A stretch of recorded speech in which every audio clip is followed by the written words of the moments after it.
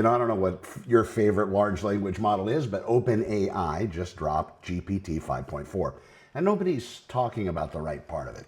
Everybody's saying, oh, it's smarter, oh, the context window's bigger. But that's really not the story. The story is it doesn't just write things anymore. It opens your spreadsheets. It reads the thread in your email. It drafts the responses. It schedules the send. It operates inside the software you're already using. Think about what that means. It's not a chatbot. It's a coworker that never sleeps and never forgets what you told it 6 months ago. Now take that and multiply it by falling costs, because the price of running these models drops every single month. What costs a Fortune 500 company real money 2 years ago cost you a subscription now, or nothing if you're using it correctly. So this is where it gets interesting. The one-person operation now has access to the same intelligence layer as a company with 500 employees. Same tools, same speed, fraction of the overhead. It's like somebody handed every solo operator on the planet the keys to a fully staffed back office, except the staff works around the clock, doesn't take holidays or lunch off. What if the next generation of billion-dollar companies is built by 3 people and an AI stack? Not 100 engineers, not a campus in Silicon Valley. 3 people who know what to build, and AI knows how to build it. That's not 5 years from now. That's this quarter. We knew that 2026 was going to be incredible. And here we go. Now here's the part that should make you a little uncomfortable. Meta just delayed their next model. Meta being Facebook, codenamed Avocado, pushed from March to May. The internal benchmarks came in short, and the rumor that nobody at Meta wants to confirm is that they discuss licensing Google Gemini to fill in the gap. The company that spent $65 billion on AI infrastructure last year is looking at renting intelligence from a competitor. It's like building the world's most expensive restaurant from scratch and then calling DoorDash to deliver your own food. And while Meta is stumbling, Google quietly dropped Gemini 3.1. Flashlight they call it. Ultra efficient, designed for high volume agents and real-time mobile. Not the smartest model in the room, but the fastest model in every room. That's the play. Google isn't trying to win the benchmark war anymore. They're trying to be the model that runs inside everything, everywhere, all the time. And Apple Intelligence, yeah, they're going to use Google as well. So if they pull this off, it doesn't matter who has the best model. It matters who has the model that's already running when you wake up in the morning. Now let's talk about trust, because this is the real story nobody wants to face. 60% of consumers use AI every single week, but only 13% trust it. Now, read that again. 6 out of 10 people are using it. Barely 1 out of 10 actually trusts it. This is the biggest gap in modern technology. Klaviyo, I'm slaughtering that, Klaviyo, surveyed 8,000 shoppers. They found 4 types. Enthusiasts that love it, evaluators who use it but won't lean on it, skeptics, and holdouts. The biggest group is the evaluators at 43%. These people are open to AI. They're trying it, but they check everything it produces because, well, they've been burned before. And here's the kicker. Nearly 1 in 5 shoppers spot sloppy AI content from brands every single week. A third of them says it drops their confidence in that brand immediately. So companies are using AI to save money on content, and that content is actively destroying the credibility with the people they're trying to reach. It's like hiring a cheaper contractor who leaves the screws loose. You save money on the bill, but you're going to pay for it on the lawsuit. What if trust becomes the only thing that separates businesses that survive from businesses that don't? Not price, not speed, not features, but trust. What if 5 years from now, the most valuable line on your website isn't AI powered, it's human verified? Because right now AI powered is becoming code for we cut corners and hope you don't notice. And people are starting to notice, especially when those corners that get cut equate to errors in what people are absorbing. Speaking of trust, Grammarly just got sued. They built a feature called Expert Review. It put real journalists' names on AI-generated writing feedback. One of those journalists, Julia Angwin, found out the AI version of herself was giving bad advice under her name. She called it a sloppelganger. How clever. She filed a class action lawsuit. That's not a tech problem. That's an identity theft problem, wearing a tech company's logo. What if AI-generated content using your name, your likeness, your expertise without your permission becomes the next massive wave of litigation. I think we're already in that space. I think that has been going on for the last 3 years. I think it's going to get bigger, and I think it will. The lawyers are already circling, and of course, they're protecting their space. They don't want AI giving any kind of legal advice without a license. Now let's talk about money, because the numbers behind OpenAI should concern everyone. OpenAI made roughly $4 billion in 2024. They spent $9 billion. That's a $5 billion loss in 1 year. Sam Altman has said publicly there are no plans for profitability in at least 2030. And internal projections estimate a 14 to 16 billion revenue bleed this year alone. So the company that started the AI revolution is hemorrhaging cash at a rate that would bankrupt most countries. Meanwhile, they just struck a deal with AMD for 6 gigawatts of compute power. AMD issued a warrant for OpenAI to acquire 160 million shares of AMD stock as collateral. That's circular financing. OpenAI buys more chips, AMD's valuations go up, which makes OpenAI's collateral look better on paper. It's like two guys writing each other IOUs and calling themselves rich. What if OpenAI is the company that made artificial intelligence accessible to the entire world but went broke doing it? What if they're the Napster of AI? They changed everything and somebody else made the money. Because here's the thing, while OpenAI is burning billions, the cost of inference is dropping for everyone else, every month significantly. The tools OpenAI pioneered are becoming commodities. That means the moat isn't the model anymore. The moat is what you build with the model. Andrej Karpathy just proved that. He open sourced a tool called Auto Research, 630 lines of Python.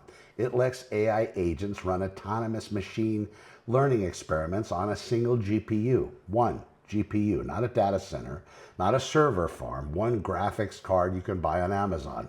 It's like giving a solo mechanic the same diagnostic equipment as a Formula One pit crew. Same information, same capability, but much different budget. This should terrify every company that thinks their advantage is their compute budget and size.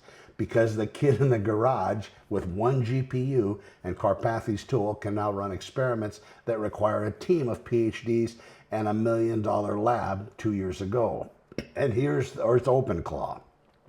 This is a desktop agent that's exploding right now, especially in China. It doesn't wait for you to prompt it. It watches your workflow and then starts doing the work proactively. The phase going around Reddit is digital employee. That's what they're calling it. What if your next hire isn't a person? What if your next hire is a piece of software that costs $20 a month, works 24 hours a day, never calls in sick, never has a bad attitude, that learns your preferences faster than any human assistant ever could? What does that do to the job market? What does it do to hiring? What does it do to the concept of a team? It's the first time, it's like the first time a factory worker installed a machine that could do the work of 10 people, except this time the machine works in an office and just doesn't do one task. It does all the tasks. Perplexity just claimed that their computer agent replaced a $225,000 a year marketing software in a single weekend. 224 micro adjustments in an $8 million ad spend automatically every hour. What if a one-person operation had the same optimization engine as a mid-sized marketing agency? What if the agency model itself becomes obsolete? Not in 10 years, but by Christmas. Now the infrastructure story. This is the quiet one nobody's talking about. They're not covering enough, and it's probably the most important. NVIDIA invested $2 billion in Nebius. An Amsterdam-based neocloud company took an 8.3% stake. Nebius plans to destroy more than 5 gigawatts of data center capacity by 2030. NVIDIA isn't just selling chips anymore. They're financing the companies that build the buildings that hold the chips. They went from chip supplier to ecosystem owner because that space was empty. Meta launched 4 custom chips, including the MTIA 300. They're building their own silicon because they don't want to depend on NVIDIA for inference at scale. The AI race has shifted. It's about to be who builds the best model. That's what it used to be about. Now it's about to be who controls the chips, the power, the cooling, and the real estate of it. It's like the early days of oil. The people who got rich weren't selling gasoline. They own the refineries, they own the pipelines, they own the land under the derricks. But what if the next trillion-dollar companies weren't AI companies at all? What if they're energy companies and real estate developers who figured out that data centers need more power and space than anything else on Earth right now? And while all this is happening, the states are moving on regulation. Oregon just passed a chatbot safety bill for kids unanimously, 552-0 in the House. This requires chatbot operators to tell users they're talking to AI. It requires hourly reminders for minors to take a break. It bans sexual content for anyone under 18. Period. No excuses. Washington passed 2 AI bills last night before their legislature adjourned. One on disclosure, one on chatbot safety, including self-harm protocols. New York introduced a bill that would ban AI chatbots from simulating emotional relationship with minors. No pretending to be a friend, no pretending to be a therapist, no pretending to be a romantic partner. California's chatbot safeguard law has been in effect since January 1st. And here's where it gets complicated. The federal executive order is threatening to challenge state AI laws it considers burdensome to commerce, but it specifically exempts child safety from that challenge. So the federal government is saying we don't want states regulating AI, but we agree kids need protection. That's the line they ended up drawing. What if the states that move first become the template for our national law? What if Oregon's unanimous vote is the signal that child AI safety in AI is the one thing that both parties can agree on? And I think that's probably right. Because here's the reality.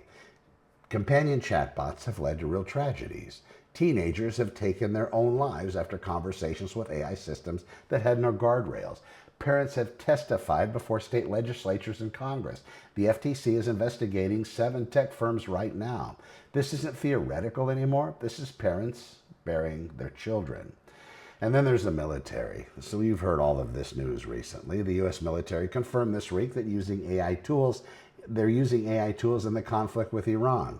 Admiral Brad Cooper, head of Central Command, said it on the record. AI is helping U.S. soldiers protect and process data faster than the enemy can react.